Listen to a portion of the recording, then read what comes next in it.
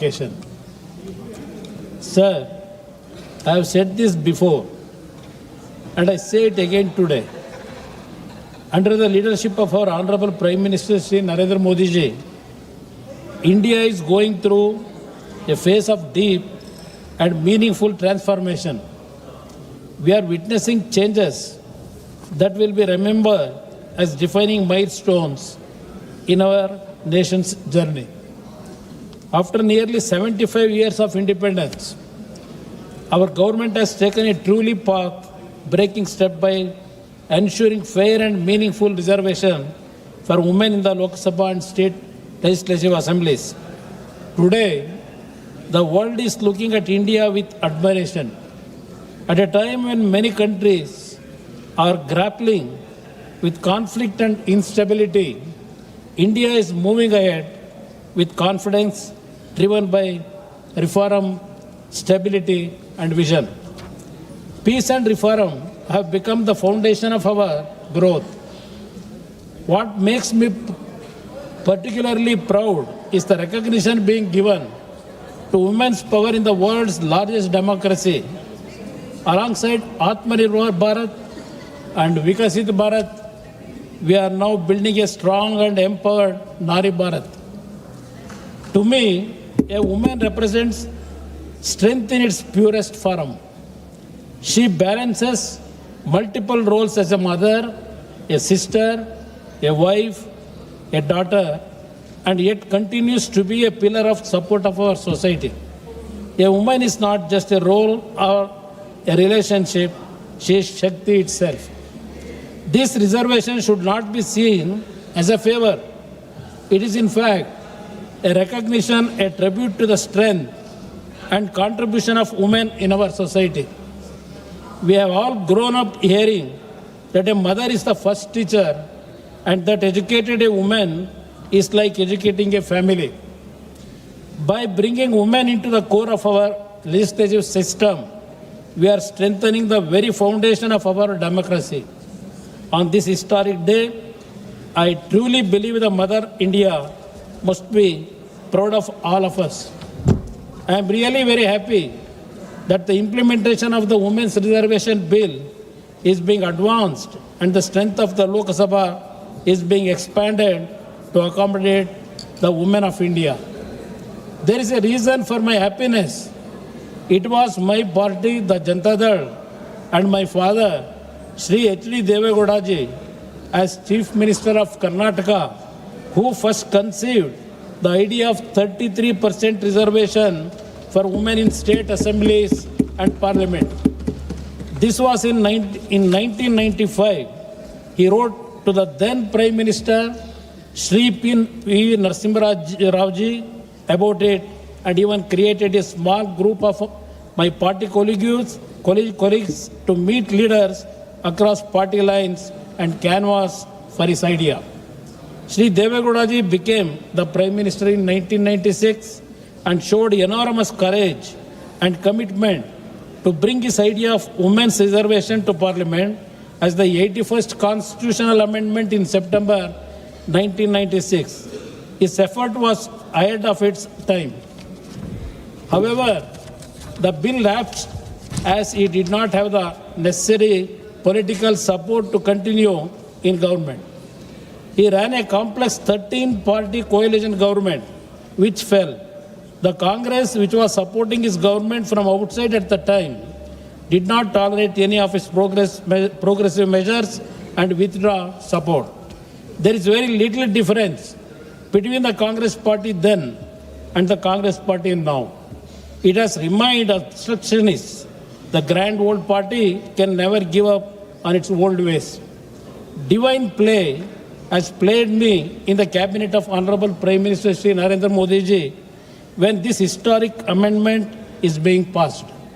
Besides the small fact that it fulfills Shri H.D. Deve Gowda's dream in his own lifetime, the even bigger achievement is that it fulfills the aspirations of the women of India and brings great joy to half of our nation's population. I thank the Prime Minister for advancing the implementation of this bill and for making all of us in his team a part of history. Let me tell you what has unnerved the opposition about this amendment, especially the Congress. They feel insecure because they are unprepared to handle this massive change, which completely refreshes the Indian political landscape. They have lost touch with the people and do not know how to cope up with this transformation. They have always assumed that minorities and women are their vote banks. But ever since Prime Minister Narendra Modi ji has come to the helm, women in rural areas, among minorities, and in tribal regions have steadily come to believe in his leadership and the delivery capacity of the NDA government. What the Congress could not achieve in half a century, PM and the NDA government have achieved in a decade. Next, I want to address the case being made on behalf of the southern states that they will lose out in this exercise, that they will be overpowered in the heartland. This is nothing but fear-mongering. I have been the Chief Minister of Karnataka twice, and I can say with certainty that the argument made by the DMK is their own. It does not represent the southern states. You should remember that the DMK has historically been uneasy with the Indian state. That has never been the case with other southern states. Shri N. Chandrababu Naidu ji has secured the support of all parties in Andhra Pradesh and passed a resolution in support of this amendment. Is he lesser patriot, or people in Telangana, Karnataka and Kerala reacting the same way as the DMK is reacting in Tamil Nadu? Sir, the Congress party, which has lost the capacity to think independently, which has lost the ability to develop its own arguments, is now being led by DMK's narrative. Sri Rahul ji called himself the younger brother of Sri M.K. Stalin ji some time back. But it appears after the seat sharing disputes that the elder brother is angry with his younger brother, but the younger brother is still looking for some love from the older brother. Can a national party like the Congress party go to Uttar Pradesh or Bihar or Madhya Pradesh and make DMK's argument on either devolution of central funds or decentralization or delimitation of constituencies? Can they make the anti-India argument there? Perhaps they can do it only if they have given up hope of contesting and winning in those states. Instead of getting the DMK to follow the national line, the Congress are sadly following the DMK's argument. Recently, when Congress DMK seat sharing talks for assembly elections were happening, Congress leaders were pleading for respect from the DMK. They were pleading DMK to form a coalition government and share power. In Kerala, what do we see? What are the Congress and CPM abusing each other? It is in the media for everybody to see and read. That is the dissonance that we see in the IND alliance. Is there any such dissonance that you see in the India?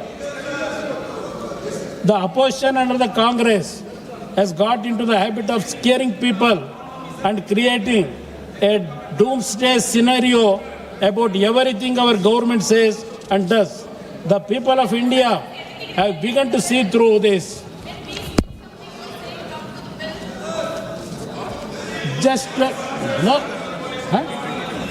look at the number of issues the Congress-led opposition has raised in the recent past and has conveniently forgotten about it in a short period of time. Sri Rahul ji, who does not understand the head or tail of caste-based reservation, argued at one point of time that reservations should be proportional to the size of the caste population. But now, he does not want to extend that same argument to parliamentary representation. He and his party do not want more MPs representing a smaller size of constituents. India is 13.5 times larger than United Kingdom, but it has lesser number of MPs than UK's House of Commons. They have 650 Even when the strength of the Lok Sabha goes up to 850 in terms of proportionally representing India's population size, it will still be less than that of UK, but it is a huge step forward. Sir, kindly No, conclude, there is sir. no reduce. There is no reduce. Sir, kindly conclude, We are sir. getting 14 seats. Now we are 28. Now we are representing 28 seats. It will go up to 42. We are rising. When Prime Minister Modi ji planned the new parliament building, it was obvious and it was stated clearly that infrastructure was being expanded to accommodate more MPs after the delimitation process. But now the opposition behaves as if they knew nothing. The delimitation argument that the opposition had picked up is now irrelevant because our government has assured a 50% flat increase of parliament seats across the states. That means no state loses what they already have. In fact, they will gain. This gain is not just for the states, but for Indian democracy as a whole. Let me remind the opposition that the campaign to save democracy in 2024, Modi ji has shown the real way to strengthen democracy by empowering the women of this nation. I conclude by saluting his vision. Thank you, sir. माननीय श्रीमती संध्या रे madam.